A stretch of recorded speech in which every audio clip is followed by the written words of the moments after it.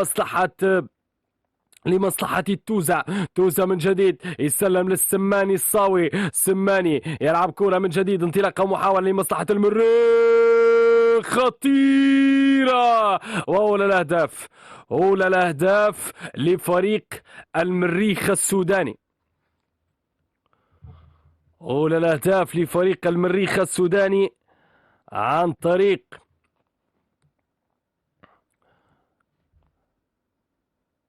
الجباني.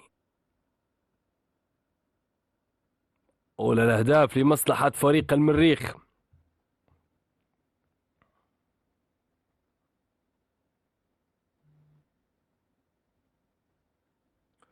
حقيقة هدف جاء في آخر دقائق الشوط الأول، هدف لم يكن في الحسبان. كنا نتمنى أن نذهب إلى غرف الملابس 0-0 كي نعود من جديد في الشوط الثاني، ولكن هدف لمصلحة فريق المريخ في الدقيقة 47 من أحداث الشوط الأول في الوقت ما بدل الضايع. يلا خير في غيرها يا شباب، التعويض سيكون موجود بإذن الله في الشوط الثاني وفيما تبقى من الشوط الأول.